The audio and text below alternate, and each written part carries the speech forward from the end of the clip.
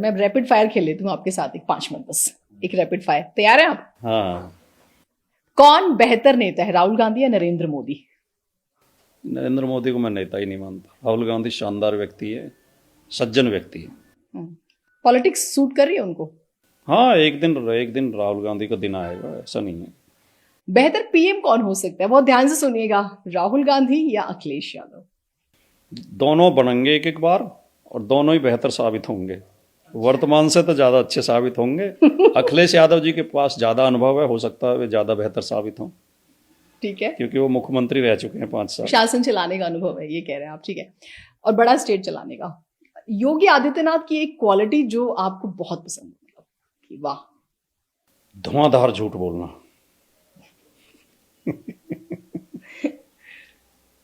ऐसा क्यों कह रहे हैं आप?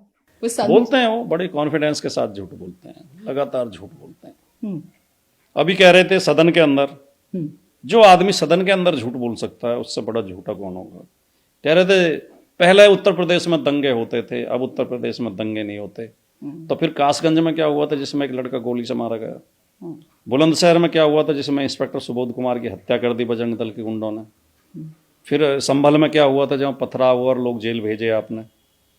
आगरा में क्या हुआ था जो निर्वाचित सांसद के घर पे पथराव कर रहे थे गुंडे? ये दंगे नहीं है? तो झूठ बोलते हैं कॉन्फिडेंस के साथ। वो सपा की साजिश होती है। नहीं, सपा की तो कोई कहीं भी, इनमें कोई से में भी साजिश नजर नहीं आती।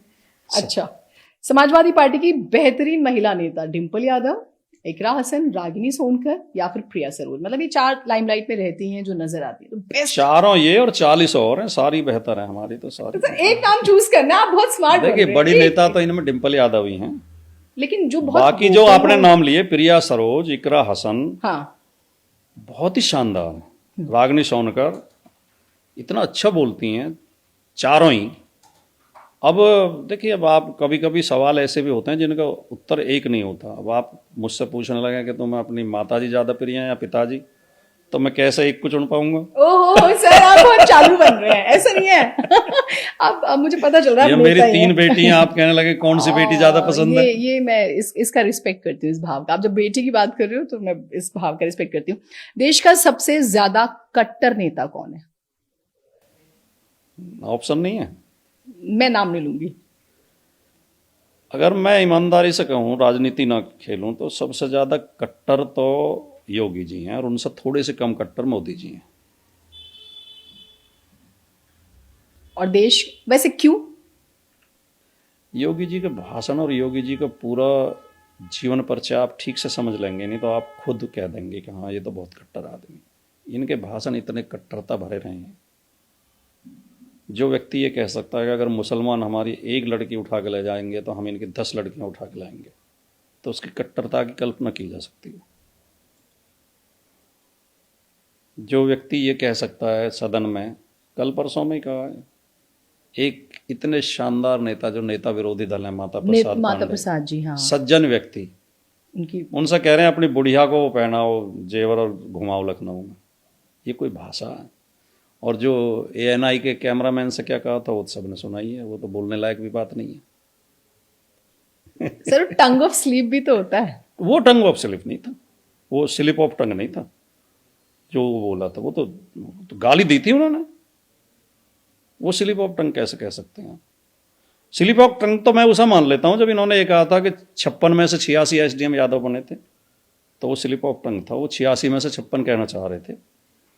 लेकिन वो जो ANI के कैमरामैन को कहा था वो तो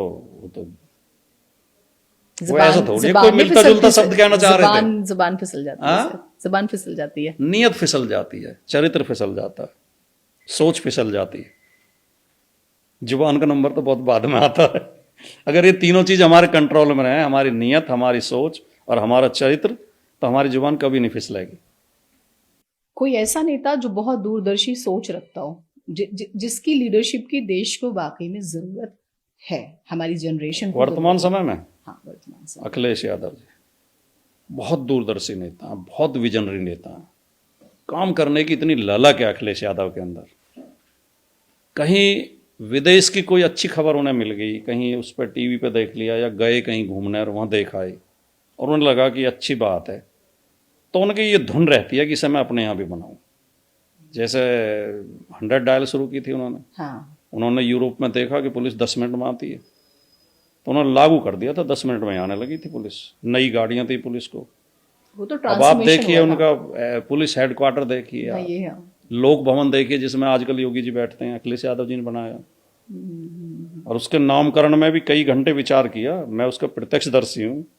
अच्छा। इसका नाम क्या रखें, कई नाम आए सोच के फिर लास्ट में का लोक भवन रखते हैं। लोक मतलब जनता, हाँ, और जनता का भवन। जनता का घर, जनता का भवन। जनता का भवन, ठीक। तो वो जब ये आगरा लखनऊ एक्सप्रेसवे बना, ये देश का पहला एक्सप्रेसवे था जो इतना शानदार है, और आज भी उससे बढ़िया एक्सप्रेसवे दूसरा नहीं है। और तय समय पे पूरा हुआ था वो। तो वो एक डायलॉग अक्सर बोलते थे जब उस समय, आपने कभी ध्यान दिया हो, कि America mades roads, roads made America, America made roads, roads made America. America ने सड़कें बनाई, सड़कों ने अमेरिका को बनाया। तो मतलब यूपी भी। तो फिर वो कहते थे कि जहां सड़कें अच्छी होती हैं वहीं विकास बेहतर होता है। इन्वेस्टमेंट्स आते हैं, इन्वेस्टर्स आते हैं। ये आगरा लखनऊ एक्सप्रेसवे, आगरा से लखनऊ तक 303 किलोमीटर का एक्सप्रेसवे है। इसकी लागत आई 12,000 करोड़ रुपए, लगभग 40 करोड़ पर किलोमीटर। योगी जी ने 17-18 में ये वो शुरू किया, link, Gorakhpur link expressway, 91 kilometre का एक्सप्रेसवे है। उसकी लागत आई 7200 करोड़, 7,200 करोड़, यानी लगभग 80 करोड़ पर किलोमीटर। 80। और वो उनका जो लिंक एक्सप्रेसवे है, 3 महीने बाद उसकी एक लाइन बंद करनी पड़ी, वो धंस गई जगह जगह। तो दुगनी कीमत में बनाया और क्वालिटी खराब। अखिलेश यादव जी की सड़क में आज भी कोई शिकायत नहीं है। तो विजनरी नेता हैं, काम करने वाले। उन्होंने जब मुख्यमंत्री बने थे तो ये एक योजना चलाई थी कि सारे जिला मुख्यालयों को 4 लेन सड़कों से जोड़ेंगे। 50 मुख्यालय जोड़ दिए थे, 25 बच गए। वो योगी जी अब तक नहीं जोड़ पाए 9 साल में। आप काम नहीं करने देते, आप लोगों ने, विपक्ष जो है ना, सदन नहीं चलने देता, काम नहीं करने देता, हल्ला मचाता है। सदन में तो चर्चा होती है, सदन में काम थोड़ी होता। काम तो मुख्यमंत्री उसमें कार्यालय में बैठ के होता। हम तो मुख्यमंत्री कार्यालय में तो जाते नहीं ना रोकने के लिए, इनकी कलम पकड़ते हैं। नहीं, मैं आपका एक इंटरव्यू देख रही थी, आप तंग करते हैं, आप ना एप्स्टीन फाइल के पीछे पड़े हुए हैं, आप चाहते हैं उस पर बहस हो। ना, एप्स्टीन की तो हमने कोई ज्यादा चर्चा नहीं की। अब एप्स्टीन तो इतनी गंदगी है वो, उसमें तो पत्थर मारेंगे तो कीचड़ ही उछलेगा। लेकिन एप्स्टीन में भी हमारे कुछ लोगों के नाम आ रहे हैं, पूरे देश के लिए शर्म की बात। शर्म की बात है, ये तो है। वो एक